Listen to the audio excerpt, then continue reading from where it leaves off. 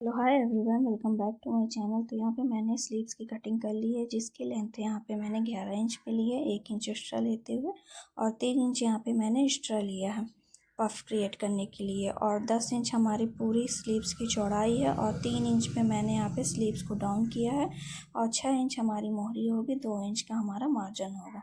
तो कुछ इस तरीके से यहाँ पे मैंने निशान लगाया, और निशान लगाते हुए स्लीव्स की पूरी कटिंग कर ली है। तो यहाँ पे आप देख सकते हैं। तो यहाँ पे मैंने 11 इंच स्लीव्स की लेंथ ली है, क्योंकि मुझे 10 इंच पे रेडी स्लीव्स की लेंथ चाहिए होगी। तो सबसे पहले हम यहाँ पे स्लीव्स की मोहरी को फिनिशिंग करेंगे। तो इस तरीके से यहाँ पे मैंने मोहरी के लिए 1 से 1.5 इंच की पट्टी कट कर लेनी है अपनी मोहरी के हिसाब से, और कुछ इस तरीके से हम सीधे साइड पे इसे रखेंगे। रखने के बाद हम इसमें 1/2 इंच जितना मार्जिन लेते जाएंगे, और मार्जिन लेते हुए हम पूरी स्लीव्स की मोहरी में इसे स्टिच कर देंगे। तो आप चाहें तो इसमें बकरम का इस्तेमाल कर लें, जिससे फिनिशिंग और भी अच्छी आती है, और इस तरीके से भी करने से भी आपकी स्लीव्स में फिनिशिंग अच्छी आएगी। तो इस तरीके से यहाँ पे मैंने 1/2 इंच जितना मार्जिन लेते हुए इस पूरी स्लीव्स में इस पट्टी को यहाँ पे अटैच कर लेना होगा, कुछ इस तरीके से। तो आप देख सकते हैं यहाँ पे मैंने इसको स्लीव्स में पट्टी को अटैच कर लिया है। अब उसके बाद हम पट्टी को इस तरीके से पलटेंगे। पलटने के बाद हम इसके ऊपर स्टिचिंग लगाएंगे। तो इसमें हम टॉप स्टिचिंग लगाएंगे। तो आप ये ध्यान रखिएगा कि जो मार्जिन वाला हिस्सा होगा वो हमारी पट्टी की साइड में होगा। तो इस तरीके से पट्टी के साइड में मार्जिन लेते हुए हम एक टॉप स्टिच लगा देंगे। तो इस तरीके से स्टिचिंग लगाने से आपकी स्लीव्स के ऊपर स्टिचिंग दिखती नहीं है। तो इस तरीके से आप टॉप स्टिच लगा दें। टॉप स्टिच लगाने के बाद हम इस पट्टी को उल्टे साइड में पलट लेंगे, कुछ इस तरीके से। तो अच्छे से फिनिशिंग के साथ आप इसे पलट लें। पलटने के बाद इसमें चाहे तो प्रेस भी लगा लें। प्रेस लगाने के बाद हम यहाँ पे इस तरीके से पलटेंगे। पलटने के बाद हम 1/2 इंच जितना मार्जिन इसको अंदर इस तरीके से फोल्ड करेंगे। फोल्ड करने के बाद हम इसके ऊपर स्टिचिंग लगाएंगे। तो आप अपने अकॉर्डिंग कर सकते हैं, आप चाहें तो तुरपाई भी यूज़ कर सकते हैं। तो यहाँ पे मैं स्टिचिंग लगा रही हूँ, या तुरपाई भी कर सकते हैं। तो दोनों से ही फिनिशिंग हमारी अच्छी आती है।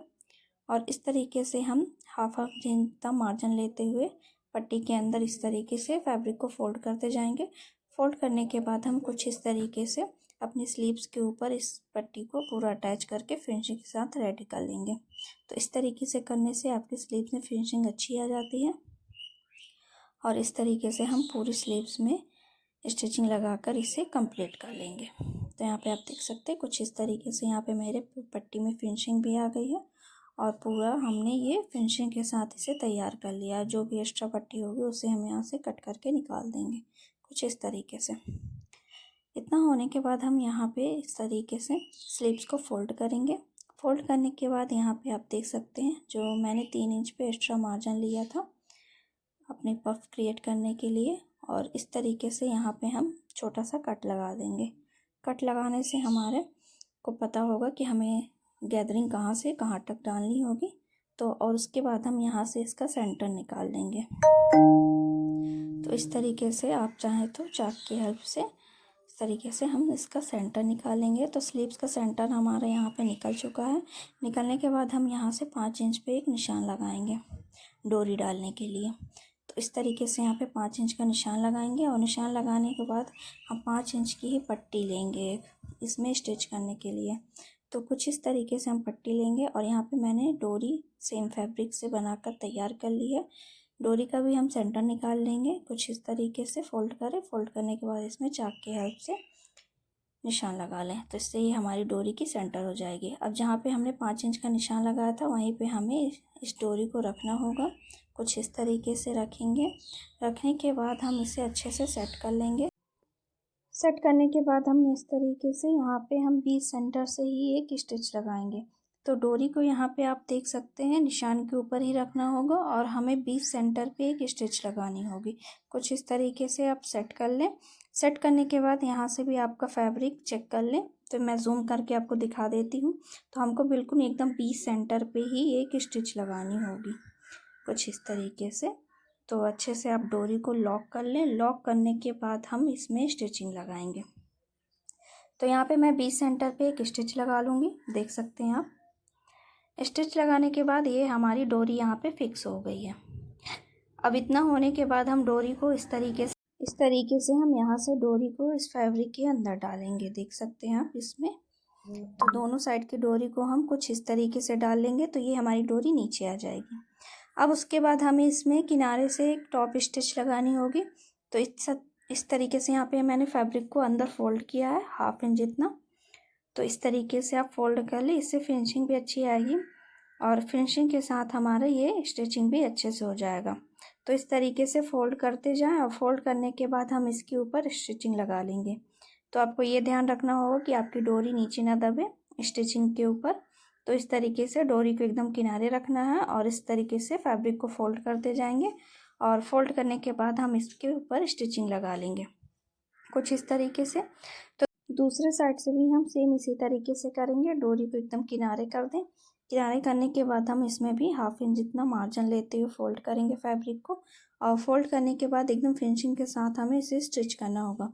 तो आप अच्छे से देख सकते हैं यहाँ पे मैं फैब्रिक को इस तरीके से फोल्ड करूँगी और फोल्ड करते हुए हम पूरा ऊपर तक स्टिचिंग लगा लेंगे।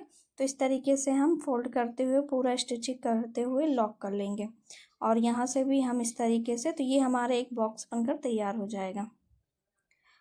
तो यहाँ पे ये मेरी स्टिचिंग हो गई है और उसके बाद यहाँ से हम इसे कट कर देंगे। तो कुछ इस तरीके से ये हमारा पैटर्न बनकर तैयार हो गया है और इस तरीके से फिनिशिंग के साथ बनकर तैयार भी हो गया है और डोरी भी हमारी इसमें डल चुकी है। अब उसके बाद हमें क्या करना होगा, तो जो हमने कट लगाया था उसके ऊपर हमें गैदरिंग डालनी होगी। तो प्लेट नहीं डालनी है, हमें गैदर डालना है जिससे हमारा फिल अच्छा है। तो जहाँ से हमने कट लगाया था वहीं से हमें स्टार्ट करना होगा।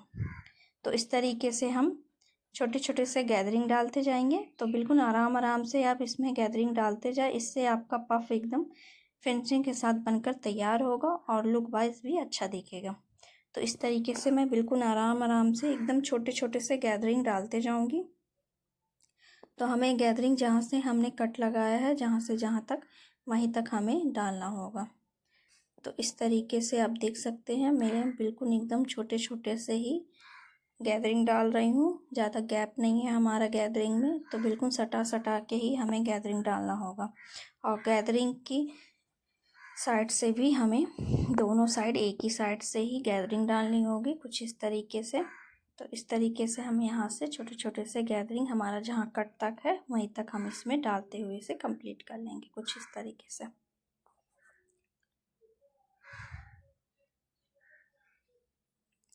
तो ये हमारा कट आ गया है और यहाँ तक हमने पूरी गैदरिंग डालते हुए इसे कंप्लीट कर लिया है।